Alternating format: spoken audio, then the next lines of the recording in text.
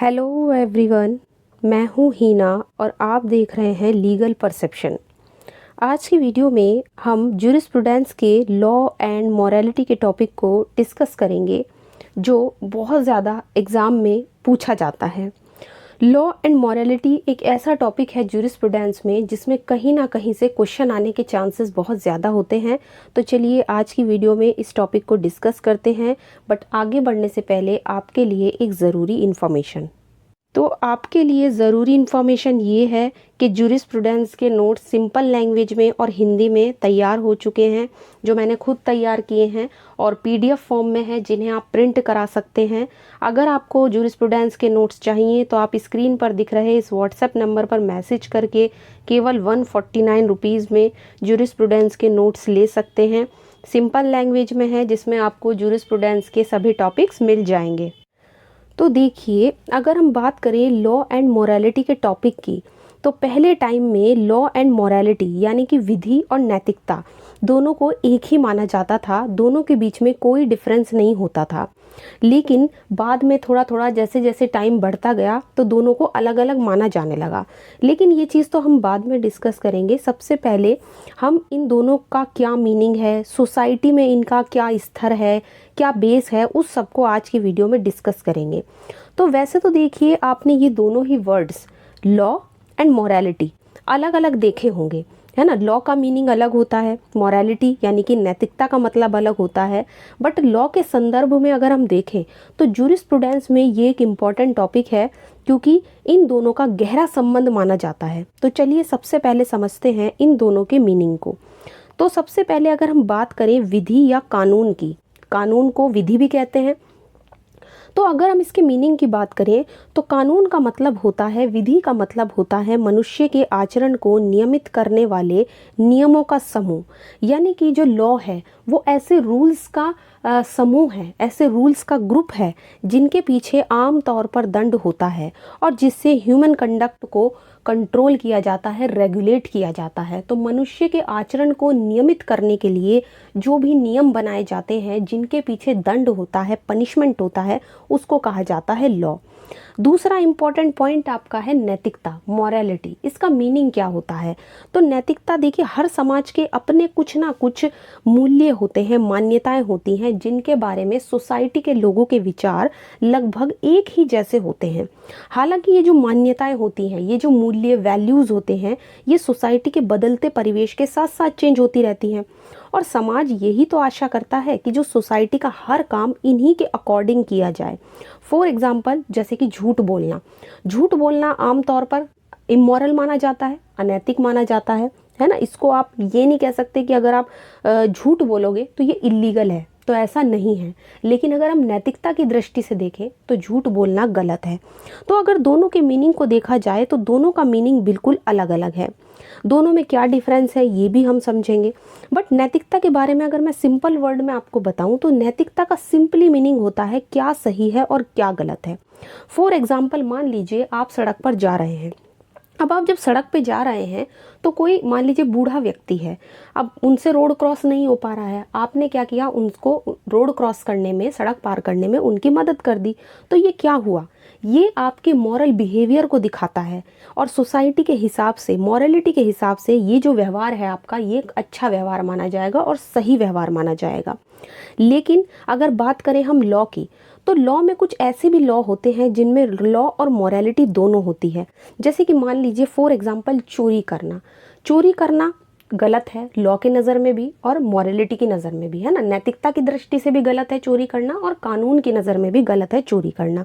तो कुछ ऐसे भी एक्ट होते हैं सोसाइटी में जो मॉरलिटी और लीगली दोनों ही तरीके से गलत होते हैं, ठीक है ना। अगर आप किसी के घर में चोरी करते हो तो लॉ की नज़र में तो गलत है ही साथ ये आपके नैतिक व्यवहार को भी दिखाता है। इसी तरीके से कुछ और भी एक्ट ऐसे ही होते हैं, जैसे कि फॉर एग्जांपल मर्डर।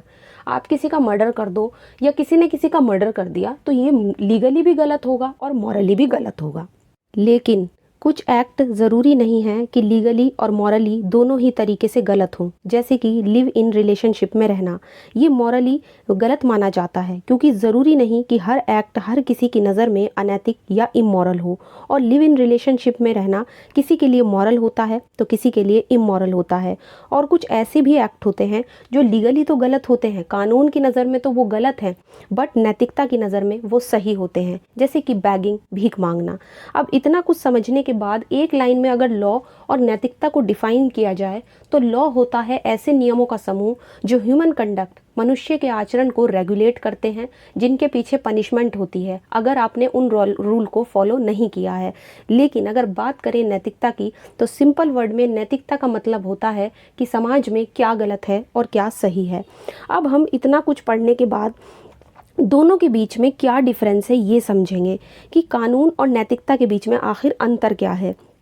तो कानून का पालन के पीछे राज्य की भौतिक शक्ति होती है। भौतिक शक्ति से यहाँ पर हमारा मतलब है दंड से, पनिशमेंट से। अगर कोई व्यक्ति स्टेट के द्वारा बनाए गए रूल्स को फॉलो नहीं करता है, उनका पालन नहीं करता है, तो उस व्यक्ति को पनिशमेंट दी जाती है। जबकि अगर बात करें मॉरलिटी की तो इनके पीछे राज्य की भौतिक शक्ति नहीं होती है। एक और इम्पॉर्टेंट डिफरेंस ये है कि कानूनी नियम जो होते हैं, जो रूल्स बनाए गए हैं आपके लेजिस्लेचर के द्वारा या स्टेट के द्वारा, वो मनुष्य के बाहरी आचरण को कंट्रोल करते हैं। यानी कि बाहरी आचरण से मतलब हो गया कि मनुष्य कोई ऐसा एक्ट ना करे जिससे जो दूसरों के लिए गलत हो या दूसरों को उससे कोई नुकसान पहुंचे, जैसे कि आपका चोरी करना, मर्डर करना या कुछ और ऐसे ही एक्ट। और इसके अलावा अगर बात करें हम नैतिकता की तो ये मनुष्य के आंतरिक आचरण को रेगुलेट करता है। आंतरिक आचरण के मतलब कि जैसे कि झूठ बोलना मॉरल तरीके से गलत माना जाता है, अनैतिक माना जाता है, बट लीगली ये गलत नहीं होता है। इसके अलावा लॉ का जो सोर्स होता है, कानून का स्रोत क्या है, कानून कहाँ से आता है, कस्टम्स से आते हैं, लेगिस्लेशन से आते हैं, पूर्व निर्णय जो प्रेसिडेंट है, जो आपके सुपीरियर कोर्ट ने जजमेंट वगैरह दे दिए हैं, उन्हीं से लॉ निकल कर आया है। जबकि अगर बात करें हम मॉरल चीज़ों की, मॉरल कंडक्ट की, तो नैतिक आचार जो आते हैं इनका सोर्सेज होते हैं आपके धर्म और अंतर विवेक, रिलीजन वगैरह। तो इस तरीके से दोनों के बीच में एक बड़ा डिफरेंस देखा जाता है। अब बात आती है कि सोसाइटी में कानून और नैतिकता की क्या भूमिका होती है। तो सोसाइटी में अगर कानून और नैतिकता के रोल की बात करें कि क्या रोल प्ले करते हैं, तो जो आपका लॉ है, लॉ तो सोसाइटी में एक स्थिरता, एक स्टेबिलिटी लाता है, एक सिस्टम बनाकर रखता है, एक प्रोटेक्शन प्रोवाइड कराता है लोगों को। अगर समाज में लॉ ना हो तो पूरी तरीके से हर जगह पर अराजकता फैल जाएगी, कोई भी काम रेगुलेट तरीके से नहीं हो पाएगा। इसलिए सोसाइटी के लिए लॉ का होना बहुत ज़रूरी है। इसी तरीके से बात करें अगर मॉरलिटी की, नैतिकता की, तो नैतिकता से समाज के लोगों की जो अपनी पर्सनल विल होती है, जो उनकी अपनी व्यक्तिगत इच्छाएं होती हैं, उन पर अंकुश लगाया जाता है और सामाजिक एकता को बढ़ावा मिलता है। यानी सोसाइटी में सब लोग एकता से रहें, कोई भी गलत काम ना कर सके। मनुष्य के अंदर जो भी उसकी, चाहे वो बुरी इच्छाएं हों या बुरी भावनाएं हों, उनको जो कंडक्ट करता है, उन पर जो कंट्रोल रखता है, वो आपका मॉरलिटी रखती है। लोगों को अच्छे और बुरे व्यवहार के बारे में जो मार्गदर्शन देता है वो नैतिकता ही देती है। तो इस तरीके से सोसाइटी में दोनों का ही रोल बहुत इंपॉर्टेंट है। सोसाइटी में लॉ का होना भी ज़रूरी है और मॉरलिटी का होना भी ज़रूरी है। इसके बाद नेक्स्ट इंपॉर्टेंट पॉइंट आता है कानून और नैतिकता का पृथक्करण, यानी कि इनका डिवाइडेशन कैसे हुआ। अब देखिए, समाज की अगर हम शुरुआती अवस्था की बात करें तो शुरुआत में क्या होता था कि दोनों के बीच में किसी तरह का कोई भी डिफरेंस जो था, कोई भी मतलब एक तरीके से दोनों के बीच में किसी तरह का कोई अंतर नहीं था। दोनों को एक ही माना जाता था क्योंकि सारे के सारे जो इनके रूल्स आए थे, चाहे वो लॉ के रूल्स हों या मॉरलिटी के रूल्स हों, उन सब के सोर्स एक ही जगह से आए थे। और अगर कोई चाहे कानून का उल्लंघन करे या नैतिकता का उल्लंघन करे तो लगभग पनिशमेंट भी पहले टाइम में एक सी ही होती थी। बाद में क्या होता है कि स्टेट ने कुछ रूल्स बना लिए, कुछ रूल्स अलग से निकाल लिए और उनके लिए पनिशमेंट तय कर दी कि अगर कोई इन रूल्स का वायलेशन करता है तो उस व्यक्ति को पनिशमेंट मिलेगी। तो उनको नाम दे दिया गया लॉ का, क्योंकि उनके पीछे पनिशमेंट थी। लेकिन जिन रूल्स को, जिन नियमों को राज्य पालन नहीं करा सकता है या पहले टाइम पे नहीं करा सकता था, वो वैसी की वैसी ही दशा में रहे जैसे कि वो पहले टाइम में थे, उनको कहा गया नैतिक आचार। और इसीलिए अपने विकास में अगर डेवलपमेंट की नज़र से देखें तो कानून और नैतिकता दोनों ही अलग अलग हो जाते हैं। फॉर एग्ज़ाम्पल मान लीजिए किसी का मर्डर करना, चोरी करना, ये कुछ ऐसे कार्य थे पहले टाइम में भी जो कानून और नैतिक आचार दोनों के ही खिलाफ थे। आज के टाइम में भी अगर आप देखो तो दोनों ही गलत हैं, चाहे लीगली लिया जाए या मॉरली लिया जाए। बाद में क्या होता है कि अगर हम इस बात को देखें तो इनका जो पृथक्करण हुआ है वो 90th सेंचुरी में हुआ है। विश्लेषणात्मक विचारधारा जब शुरू हुई तो इनके गांव की अगर हम बात करें तो पहले टाइम में तो अलग अलग नहीं माना जाता था, बट जब विश्लेषणात्मक यानी कि एनालिटिकल स्कूल की शुरुआत हुई तो दोनों को अलग अलग माना गया। अगर आप एनालिटिकल स्कूल के कुछ और दूसरे जूरिस्ट की बात करो जैसे कि ऑस्टिन है, बेंथम है, तो उनके हिसाब से कानून और नैतिकता में कोई संबंध नहीं है, दोनों बिल्कुल अलग अलग हैं, इनके बीच में कोई रिलेशन नहीं है। इसी तरह से कैल्सन भी विधि और नैतिकता को अलग अलग करके देखते हैं।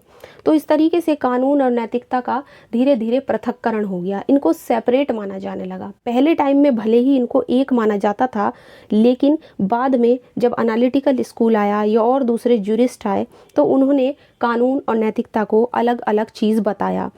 अब दोनों के बारे में ये जो एक बार देखिए क्वेश्चन ये बहुत ज़्यादा आता है कि हार्ट और फुलर के क्या विचार थे कानून और नैतिकता के संबंध में।